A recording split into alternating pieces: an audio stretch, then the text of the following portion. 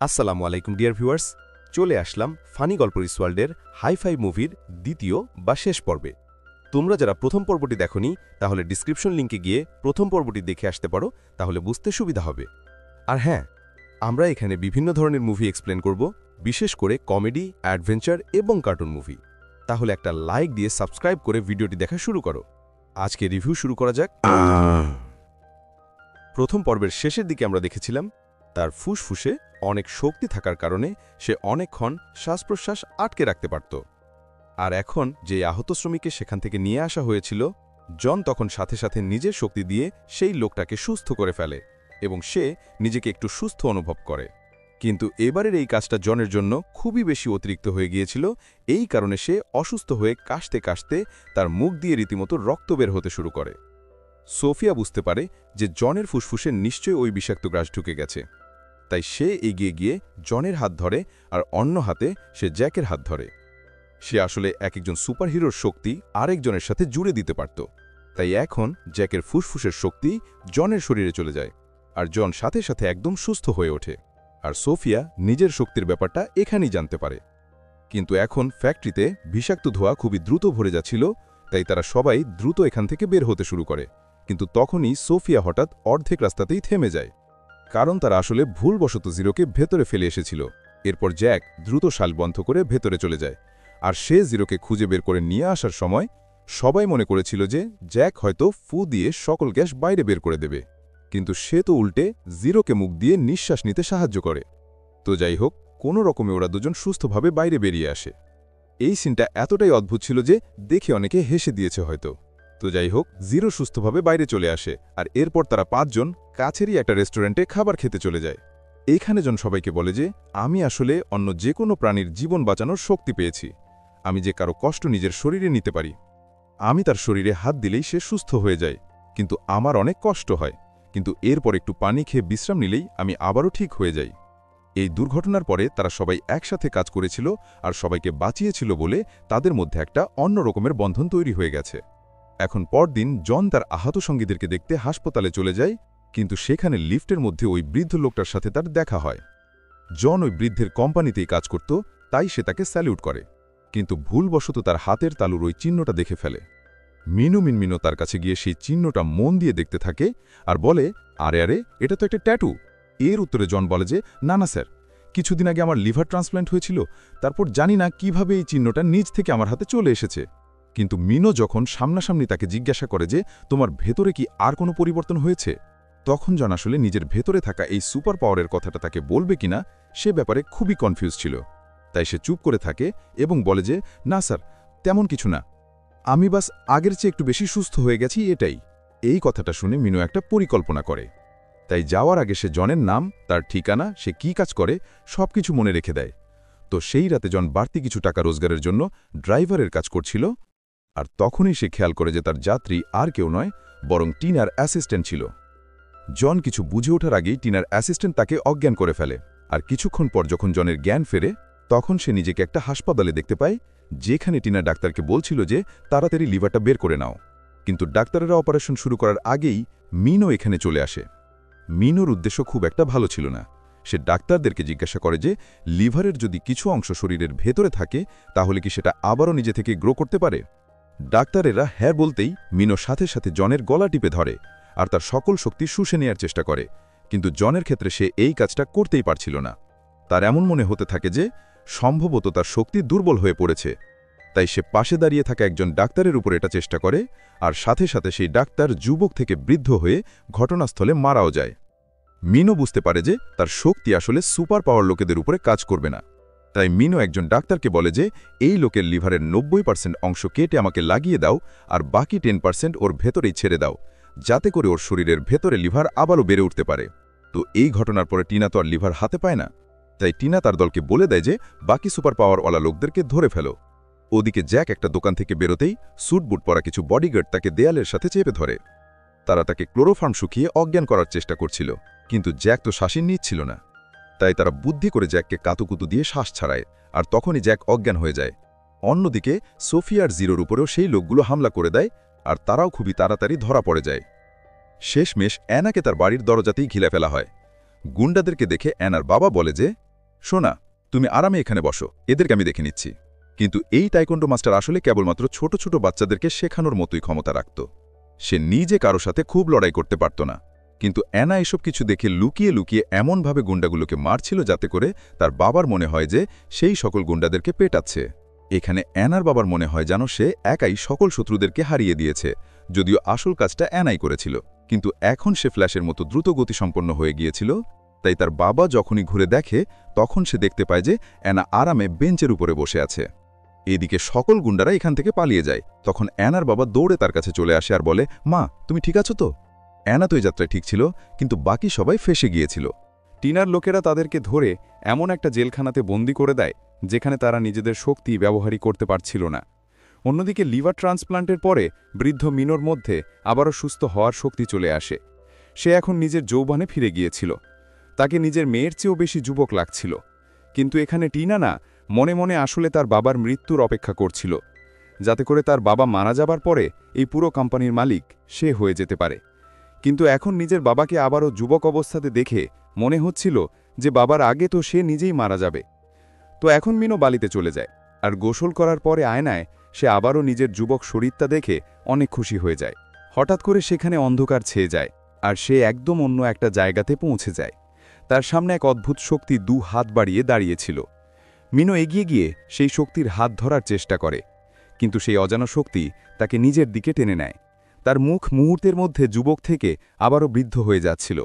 এরপর মিনো রেগে গিয়ে নিজের হাত ছেড়ে ফেলে। সে বুঝতে পারে যে এই সব কিছু আসলে তার মনের মধ্যে চলছিল, আর কাজ ভাঙার কারণে তার হাতে যে আঘাত লেগেছিল সেটাও মুহূর্তের মধ্যে সেরে যায়। কিন্তু মিনো তখনও সন্তুষ্ট ছিল না। সে এখন সিদ্ধান্ত নেয় যে সুপার পাওয়ার পাওয়া সকল লোকেদের অঙ্গপ্রত্যঙ্গ সে নিজের করে নেবে, আর সকল মানুষের সুপার পাওয়ার শুধুমাত্র তার ভেতরে থাকবে। সে আরও বেশি ক্ষমতাবান হয়ে যেতে চায়, যাতে করে লোকেরা রীতিমতো তার পুজো করতে শুরু করে। টিনা তার বাবার শক্তির সামনে কিছুই করতে পারছিল না। এরপর মিনো টিনার বানানো সেই জেলখানাতে ঢুকে তার লোকেদেরকে পেটাতে শুরু করে, আর তার শক্তির সামনে ওই লোকেরা একদমই কিছুই করতে পারছিল না। মিনো খুব শীঘ্রই ধরা পড়া সেই 3 জন সুপার হিরোকে খুঁজে বের করে, আর সেই সময় জিরো তার পায়ের আঙুল দিয়ে চুটকি বাজানোর চেষ্টা করছিল, কারণ তার হাত দুটো খুবই অদ্ভুতভাবে বাঁধা ছিল। সে যখন প্রায় তার পা দিয়ে চুটকি বাজাতে সক্ষম হয়ে যাচ্ছিল, তখনই কয়েকজন কর্মী তার কাছে এসে তাকে বেঁধে নিয়ে যেতে শুরু করে। জিরো আবারও নিজের পা দিয়ে চুটকি বাজিয়ে অ্যানাকে নিজেদের লোকেশন জানিয়ে মেসেজ পাঠিয়ে দেয়, আর একটা চুটকি বাজিয়ে সে সোফিয়ার জেলের দরজাটাও খুলে ফেলে। কিন্তু পরের মুহূর্তে ডাক্তার তাকে অজ্ঞান করে দেয়। অন্যদিকে অ্যানা তার বন্ধুদেরকে বাঁচানোর জন্য প্রস্তুতি নিচ্ছিল, আর তার বাবা এই বিষয়টা জানতে পারার সাথে সাথে তিনিও তার সাথে রওনা দেয়। আগের লড়াইয়ে গুন্ডাদেরকে হারিয়ে তার মধ্যে এক অদ্ভুত আত্মবিশ্বাস চলে আসে। এদিকে অপারেশন থিয়েটারে জিরোন একটা চোখ থেকে কর্নিয়া আগেই বের করে নেওয়া হয়। ভাগ্য ভালো ছিল যে সময়মতো তার জ্ঞান ফিরে আসে, আর সে তার অন্য চোখটা বাঁচিয়ে নিতে সক্ষম হয়, কারণ হঠাৎ করে জ্ঞান ফিরে আসার কারণে তার অন্য চোখটা ক্ষতিগ্রস্ত হয়ে যায়। মিনো তাকে মারার বদলে জনের কাছে ছেড়ে দেয়, যাতে করে জন আবারও তাকে সুস্থ করে দিতে পারে।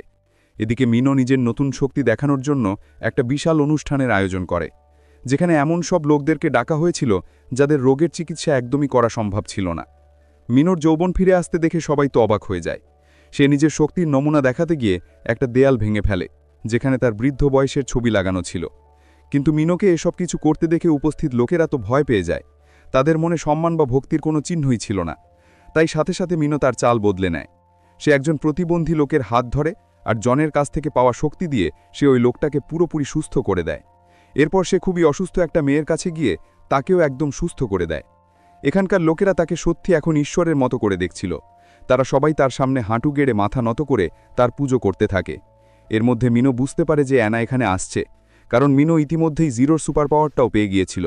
তাই সে আঙুল ফোটায়, আর তাদের আসার সকল রাস্তা খুলে যায়। এরপর নিজের নাটক দেখানোর জন্য সে একটা বড় সিংহাসনে বসে পড়ে, আর সে তার বাবার সামনে পৌঁছে যায়। অ্যানা এটা দেখেই বুঝে যায় যে এই লোকটাই তার বাকি বন্ধুদের শক্তি শুষে নিচ্ছে। তাই সে কোনো কিছু না ভেবেই মিনোকে এক লাথি মেরে দেয়, আর এই ঘটনায় মিনোর একটা হাত সত্যি ভেঙে যায়। তার ভেতরে যেহেতু জনের শক্তি ছিল, তাই কিছুটা পানি পান করার সাথে সাথে তার হাতটা খুবই তাড়াতাড়ি ঠিকও হয়ে যায়। তখনই সেখানে সোফিয়া আর জ্যাকও চলে আসে। এবার 3 বন্ধু আবারও একত্রিত হয়। তখন মিনো লেগে গিয়ে বলে যে, বাহ, খুব ভালো হলো, যাক, একসাথে সবাইকে পাওয়া গেছে। এখন তাড়াতাড়ি তোমাদের অঙ্গগুলো আমাকে দিয়ে দাও। ওদিকে অ্যানার বাবার মধ্যে তখন অহেতুক আত্মবিশ্বাসে ভরা ছিল, তাই সে মিনোর দিকে এগিয়ে চলে যায়। কিন্তু মিনো হাত গুড়িয়ে তাকে এখান থেকে উড়িয়ে ফেলে দেয়, অ্যানা নিজের গতি ব্যবহার করে কোনো রকমে তার বাবাকে বাঁচিয়ে নেয়, যার ফলে তার খুব বেশি আঘাত লাগে না। এরপর অ্যানা আর মিনোর মধ্যে এক ভয়ঙ্কর লড়াই শুরু হয়ে যায়। দুইজনের কাছে ভয়ঙ্কর সুপার পাওয়ার ছিল। বেচারি অ্যানার কাছে মাত্র একটা অঙ্গের শক্তি ছিল, যেখানে মিনোর কাছে ছিল 3 জনের শক্তি, অর্থাৎ 3টে অঙ্গের শক্তি। তাই সে খুব শীঘ্রই অ্যানাকে খুব বাজেভাবে মারতে শুরু করে। এসব কিছু দেখে জ্যাক আর সোফিয়া দৌড়ে তার কাছে পৌঁছে যায়। জ্যাক মিনোর দিকে জোরে ফু দিয়ে দেয় আর সে দূরে গিয়ে পড়ে। আর এটা দেখে মিনো প্রচণ্ড রেগে যায়। তাই সে খুব সজোরে জ্যাকের কপালে একটা আঙুল দিয়ে আঘাত করে, যার ফলে জ্যাক সেখানে অজ্ঞান হয়ে পড়ে। এরপর মিস সোফিয়াকে ধরে ফেলে, কিন্তু সোফিয়া উল্টে মিনোর শক্তি শুষে নিতে শুরু করে। এটা দেখে মিনো তো অবাক হয়ে যায়, আর সে জানতে পারে যে সোফিয়া আসলে একজন সুপারহিরোর শক্তি, অন্যজনের মধ্যে স্থানান্তর করতে পারে। এটা জানতে পেরে মিনো তাকে বলে যে ঠিক আছে, তাহলে বাকি সুপারহিরোদের শক্তি তুমি তাড়াতাড়ি আমাকে দিয়ে দাও, তাহলে আর তাদের অঙ্গ চুরি করার কোনো দরকারই পড়বে না। কিন্তু তখনই জিরো আর জন সেখানে পৌঁছে যায়। এখন 5 জন মিলে মিনোর বিরুদ্ধে একজোট হয়ে যুদ্ধ করার জন্য প্রস্তুত হয়ে গিয়েছিল।